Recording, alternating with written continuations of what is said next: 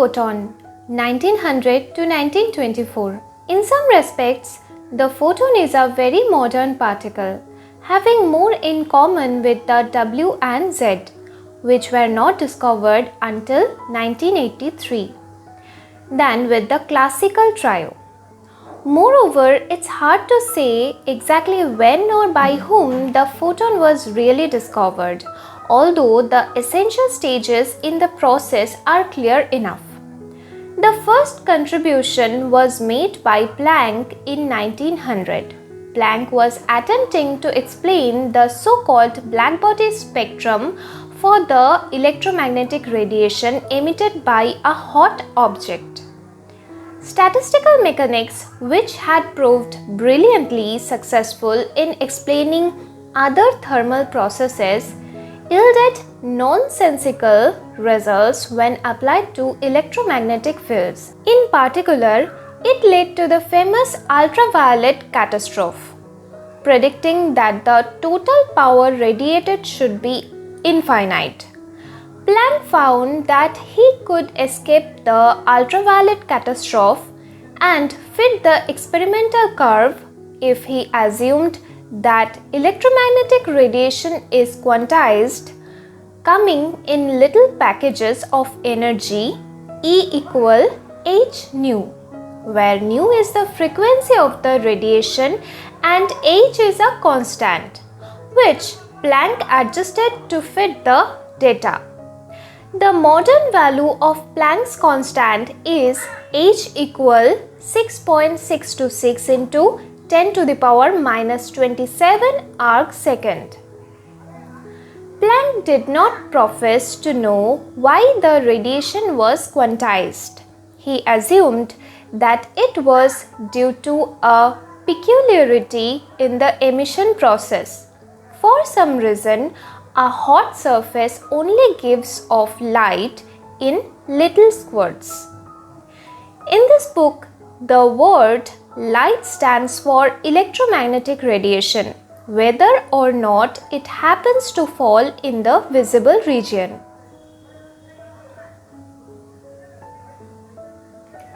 Einstein in 1905 put forward a far more radical view. He argued that quantization was a feature of the electromagnetic field itself, having nothing to do with the emission mechanism. With this new twist, Einstein adopted Planck's idea and his formula to explain the photoelectric effect. When electromagnetic radiation strikes a metal surface, electrons come popping out. Einstein suggested that an incoming light quantum hits an electron in the metal, giving up its energy h nu.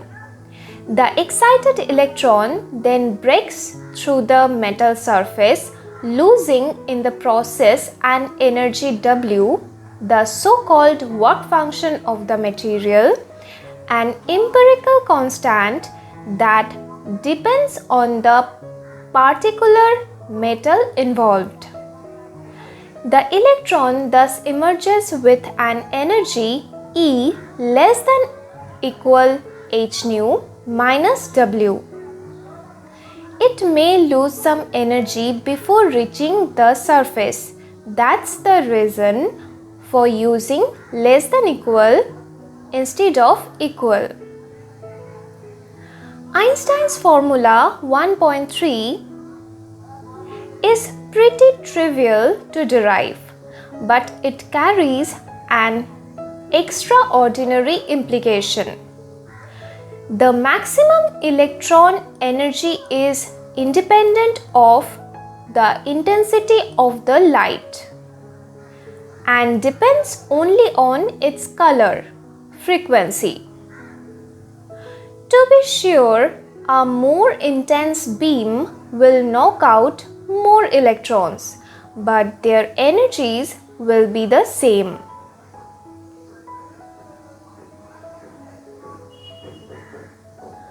Unlike Planck's theory, Einstein's theory met a hostile reception, and over the next 20 years, he was to wage a lonely battle for the light quantum.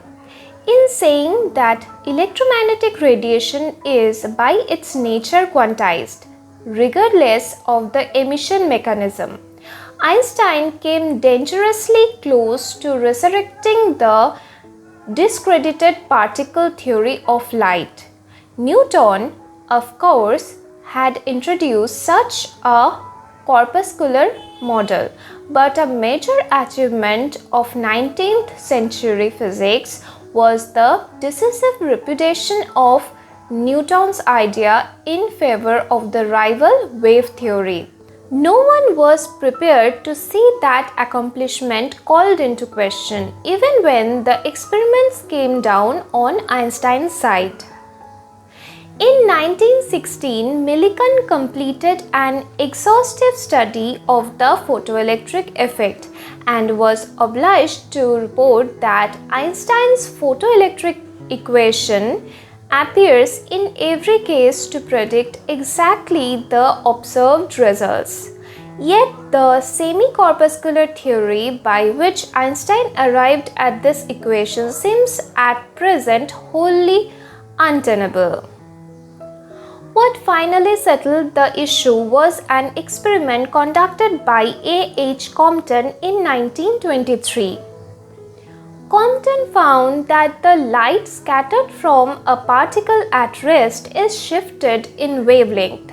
According to the equation, lambda prime equal lambda plus lambda c into 1 minus cos theta, where lambda is the incident wavelength, lambda prime is the scattered wavelength, theta is the scattering angle, and lambda c equal h by mc is the so-called Compton wavelength of the target particle mass m.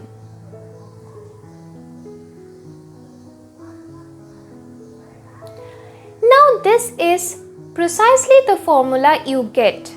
Problem 3.24.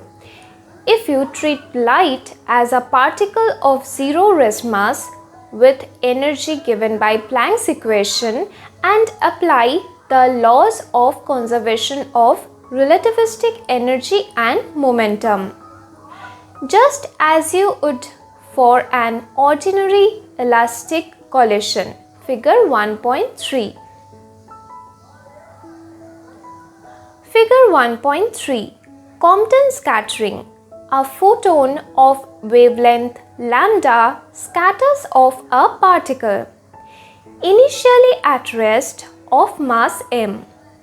The scattered photon carries wavelength lambda prime given by equation 1.4.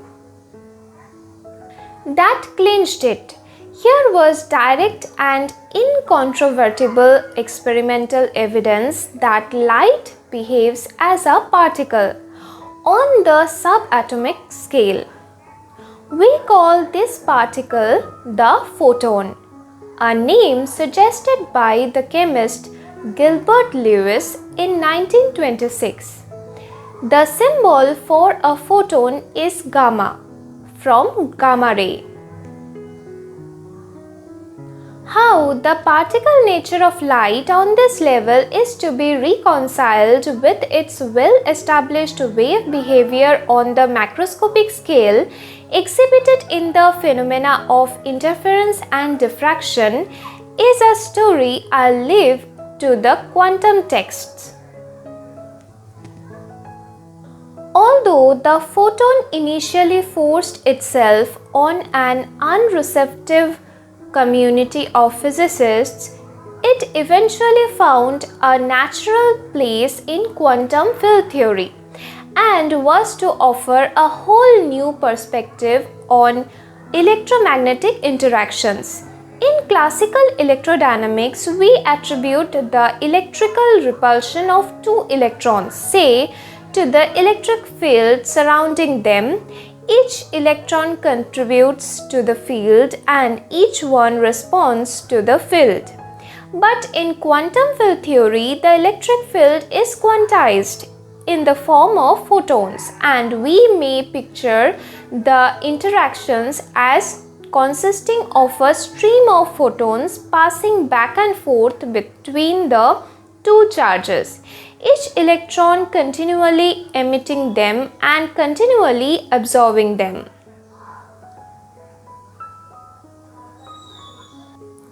And the same goes for any non-contact force, where classically we interpret action at a distance as mediated by a field. We now say that it is mediated by an exchange of particles, the quanta of the field. In the case of electrodynamics, the mediator is the photon. For gravity, it is called the graviton, though a fully successful quantum theory of gravity has yet to be developed, and it may well be centuries before anyone detects a graviton experimentally. You will see later on how these ideas are implemented in practice, but for now I want to dispel one common misapprehension.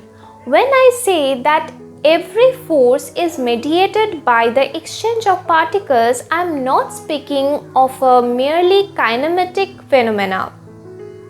Two ice skaters throwing snowballs back and forth will of course move apart with the succession of recoils. They repel one another by exchange of snowballs, if you like. But that's not what is involved here. For one thing, this mechanism would have a hard time accounting for an attractive force.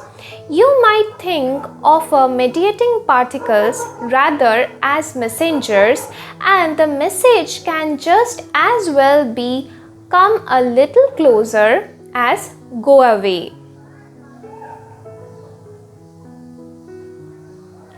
I said earlier that in the classical picture, ordinary matter is made of atoms, in which electrons are held in orbit around a nucleus of protons and neutrons by the electrical attraction of opposite charges.